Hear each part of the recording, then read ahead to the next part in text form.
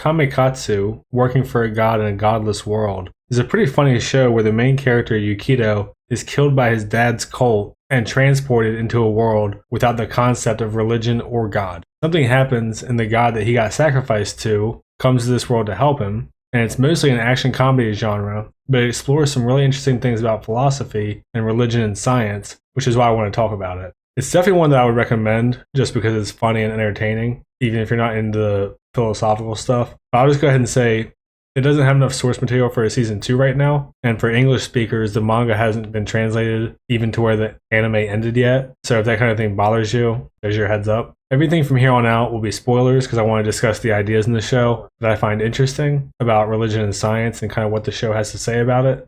I'm not going to go through the full plot, but I'm going to go through quite a bit of it just so you have context for what I'm talking about. So like I said, Yukido, his dad runs a cult, throws him into an ocean in a barrel, and he's supposed to resurface after 3 days with some kind of powers. He complains as he's sinking in the ocean to the goddess that his dad's cult believes in, that the next time he's born, he wants to be in a godless world. And that's what happens. He gets transported there, not reborn. He's the same age, just wakes up in a godless world. And he wakes up getting a hand job from this big boobed anime girl named Alural. Alural.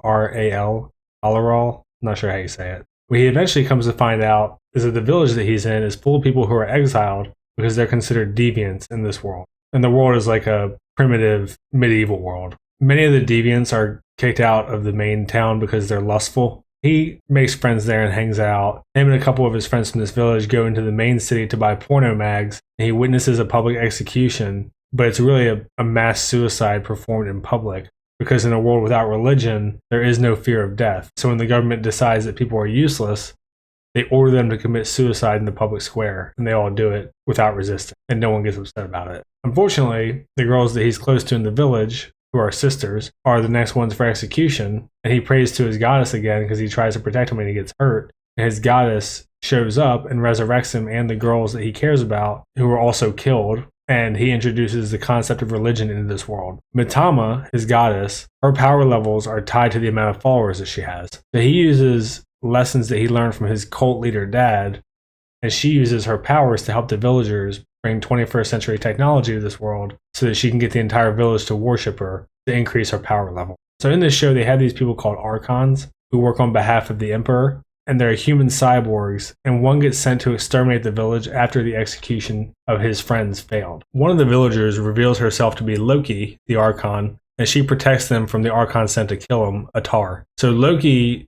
stops Atar and wants to execute the emperor or assassinate him. So Atar, the archon who was sent to destroy the village, gets depressed until Loki explains that they can become gods because of how Yukido describes gods and religion. So Atar joins Yukido's village. So the three of them, well, four of them with Mitama, the goddess, go to the emperor's throne room or whatever you want to call it. And it turns out that the emperor has been dead for a long time, and Loki already knew that. And that this whole society was actually obeying a machine that was created a long time ago. And the machine kept track of the empire's economy, food supply, population size, all in order to keep the earth unchanging for centuries. Isolating those who don't adhere to the rules, maintaining absolute control, eradication of sexuality, the end of life system, all of this was designed to control the population. So it's a pure, calculating, science-driven world. Mitama explains that civilization annihilated itself, and scientists rebuilt it and deleted the belief and concept of gods and religion. That's how this world became to be godless. They decided to destroy the machines and let the archons become gods themselves and change this world into one that has multiple religions, essentially. And this is kind of what I want to discuss about the philosophy and religion and stuff, but I'm just going to go ahead and finish up the plot synopsis quickly. So you just had the full picture from the season. So Atar starts to get followers for fighting the monsters that roam this world and defending the village. And they find out in Yukido's village that another goddess, Dakini, has 10,000 followers, and she's the goddess of lust. So they go and they fight Dakini and trick her and whatever, take her followers, get her to join them after they weaken her. And then Gaia, who controls monsters or beasts, or both, attacks them. She only has 2 followers who are kids that she took in as family, essentially. And the more devout your followers are, the more powerful you are. So they fight Gaia, they beat her. That's the climax and finale. It's completely ridiculous. it ends kind of open-ended where Loki has hundreds of thousands of followers compared to the goddesses from Yukido's village, who are like the tens of thousands. And I skipped a ton of details, and there's a lot of really funny stuff in there, and it's worth watching it for that. But I mainly want to talk about how interesting I find this portrayal of religion and science. The author's Japanese, and I don't know much about religion in Japan. I know they have Christianity exist, but I'm assuming that most of them are agnostic or atheist or whatever. I don't really care about that because we're just going to talk about what the story says. As far as the way that the story portrays these ideas, the message seems to be that people will worship something no matter what and form groups around this priority no matter what. And any extreme version of this is bad. It's kind of the broad overview of what I think the show is trying to say. And I think it does a pretty good job of critiquing extremism from both ends. You start the show with a cult sacrificing someone for their god for no reason. And this is obviously based on history and has happened across all kinds of religions. But the expansion of this into worshiping science being just as bad or crazy, I think is what makes the show interesting. Loki at one point is watching one of the end-of-life ceremonies in the public square, and she tries to step on a cockroach and it runs from her. And she says, even a cockroach will try to protect itself when its life's in danger, and these humans won't do that, so they're below even the insects.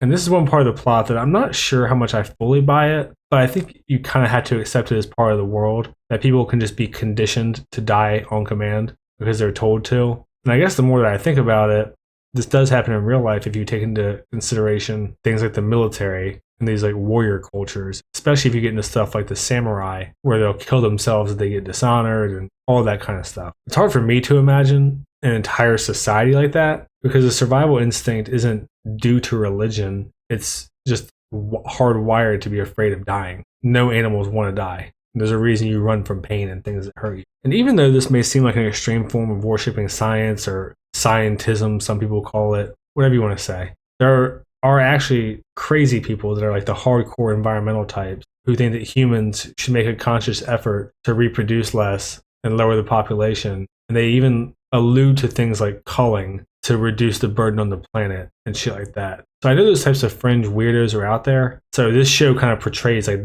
that level of crazy, I think. And I don't think it's out of the realm of possibility that this could be transformed into some kind of religion or pseudo-religion or cult or whatever you want to call it. You see this type of thing in history with like the Soviet Union, for instance, where one of the first things that Stalin did was turn all the religious places into gulags and then execute all of the religious people who had influence, like the bishops and nuns.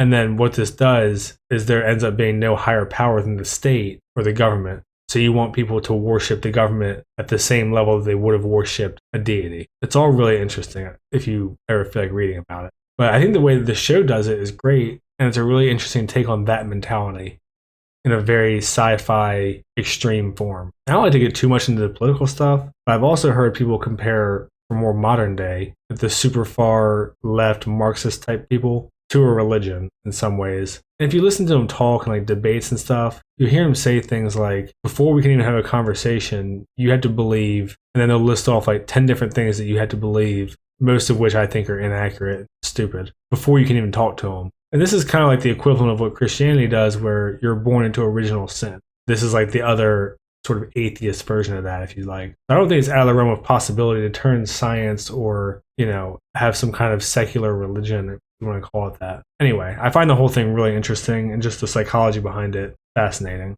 There's just so much variety in people and what they're willing to believe and put up with. Another thing this story does is it pokes fun at the reasons that people have different gods and believe different things and have different reasons for worshiping. And the archons in this show are named after gods and designed to be worshipped as gods, where they get more powerful with more followers, and they've also been alive for centuries. And I think the part of the story that's interesting with them is how they're essentially manipulated by being given a better material lifestyle into worshiping these archons, which religion in general is supposed to be about your spiritual values, your beliefs and ideas. And this show kind of puts a take on it like people have religious values for sort of based on their material world, which I think there's unfortunately a lot of truth in for a lot of people. So just to run through it real quick, Mitama gains followers in the village because she's the goddess of land. She's able to help them with agriculture and building houses. She gives them technology, makes their lives easier, all at the behest of Yukido. This is how she gets followers. Atar is worshipped because she defends the village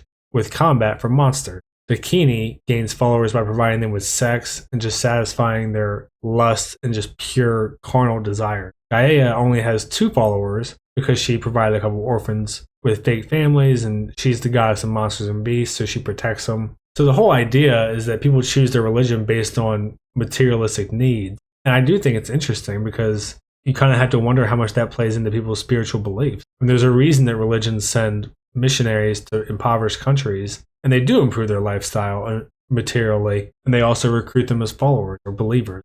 And this is like a super cynical take on religion, obviously, because I think for a lot of people, I don't know if there is some kind of nefarious ulterior motive, but there's still truth in what the show is reflecting. And I do think people choose religion, or at least certain parts that they're judgmental on, based on the life they want to live. A good modern day example of this is if you look up, it's called soaking. And this is something the Mormon kids are doing apparently, where the dude sticks his dick in the girl, but they don't move. So it's technically not intercourse. And they have someone else, I think they're called a jump man, maybe jump woman too, I don't know. And they jump up and down the bed to create the friction without them moving. So essentially they're trying to find a loophole to bone without breaking their Mormon views in the most technical sense possible, while also believing in an omnipotent God who would obviously understand this loophole. It's crazy. I mean, I don't know how else to put it. And I'm sure many of you have seen Christians drink and, inebriate their minds, which you're not supposed to do. Premarital sex, obviously. You'll see those televangelists get caught in a car with a dude or a hooker. So there is all this hypocrisy and sort of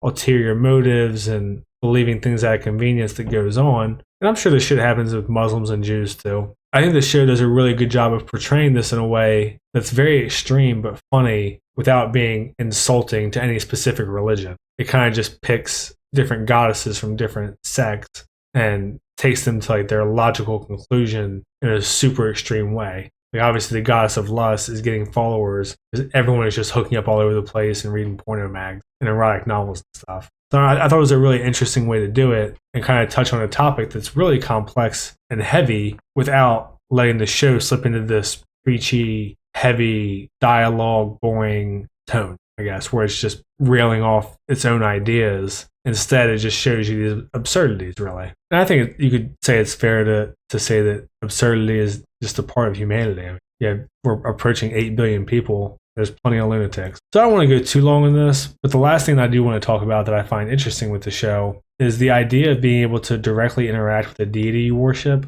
Obviously, there's no gods hanging out on Earth that people believe in, performing miracles that we know of. And this show doesn't portray gods as creators, but the idea of knowing your creator, I really wonder what it would do to people psychologically. It might have more people living, by the book as their deity of choice preaches. Maybe it would cause more wars because they would be like, my God is right there, I have to fight and die for him. Maybe it would make people less devout because they'd have someone right in front of them and just blame all of their problems in life on that person for not doing anything. Well, not person, but, God or goddess or whatever. And, this is actually something that Mass Effect did, where the Quarians created the Geth, and the Geth rebelled. And there's kind of this tension between them because they know their creator. And they don't really go too crazy into the philosophy of it, but they did have a war, and the Quarians ended up exiled and kind of bitter and want to exterminate all of them. It's really interesting. It's an interesting way to do it in Mass Effect and this show. The way that this show approaches it, it seems to believe that there's a more definitive thing where as long as the god is around and doing things and providing for the people, the god will have worshippers and increase their followers or goddess. And if they leave for a while, because that happens when they go to fight with Dakini, Mitama slowly loses followers because she's not around to continually provide for the village. So they slowly forget the benefits that they got from her, and they move on to another one or slowly lose their faith in her, or however you want to view it. And these are all super complex subjects and ideas. And I wasn't really expecting a show like this that I thought was like going to be a goofy isekai to get into this kind of philosophy of religion and science and stuff. But I'm glad it did, because I really enjoyed it. And the show was really funny. So even if you don't care about any of the religion stuff or philosophy or the scientism or whatever you want to call it, all that shit, if you don't care about that, it's still just a good, funny show. And I think that's what makes it pretty high quality. And there's a lot of likable characters, and I'm sure, weebs can always find a new waifu and all that shit. And I'll admit that the CGI monsters are dog shit, but it kind of fits the tone because the whole show is so goofy anyway. So I really dug it, and I would definitely recommend it if you haven't watched it yet. It's only 12 episodes, take an afternoon that you're not doing much and just check it out, see if you like it, and crank through the whole thing in 4 hours. So, all right, I don't have much more to say about it. I'll leave it here. If you're still here, like, subscribe, and all that shit. Thanks. See ya.